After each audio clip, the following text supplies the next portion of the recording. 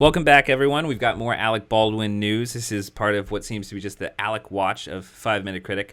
If you are enjoying the videos, if you frequently watch the channel, be sure to subscribe. You can also support the channel by going into the description. We've got a link to Patreon. It's $5 a month. You get a bunch of cool extra stuff, extra live streams, extra reviews.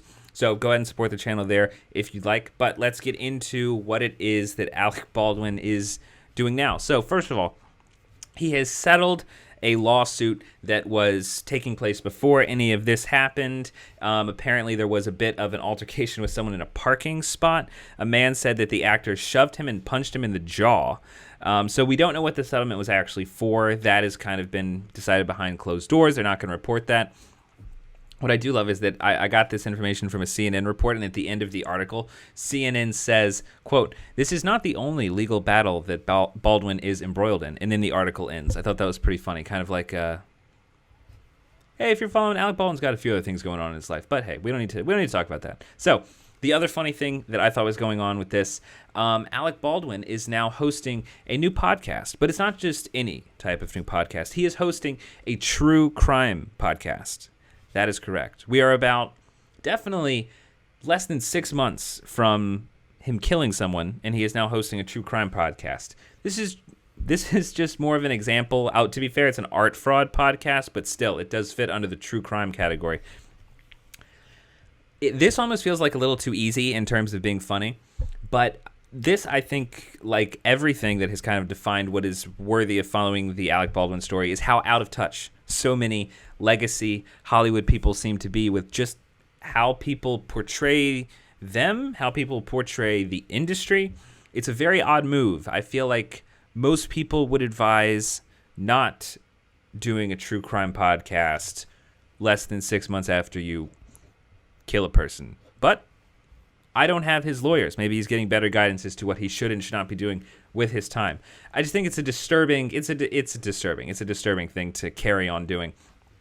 One thing in this article that they said, Baldwin's last film, Rust, was forced to halt production last October after a firearm accident in which Baldwin accidentally shot and killed the movie's cinematographer, Helena Hutchins, with a prop gun.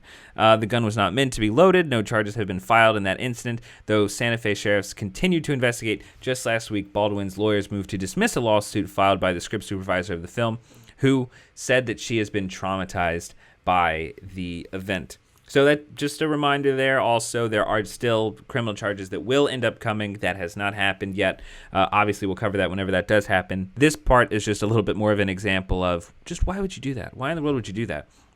And to see articles still kind of, that was one like article in like a 7-paragraph article about this podcast that he's doing. But that's not the only thing that he's doing right now. He's also going to be attending the Boulder International Film Festival next month. The article says that Alec Baldwin, who has laid low since he accidentally shot and killed Helena Hutchins, which,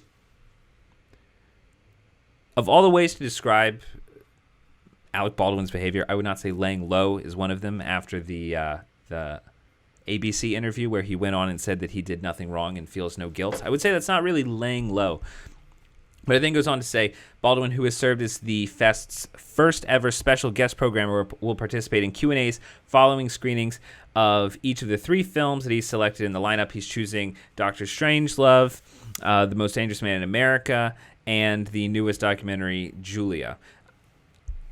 I feel like the most interesting part about this story will be we will see what the reception is to him in public, especially going to an audience that is very receptive to films and filmmaking, to the industry, a crowd that film festival audiences are very honed in.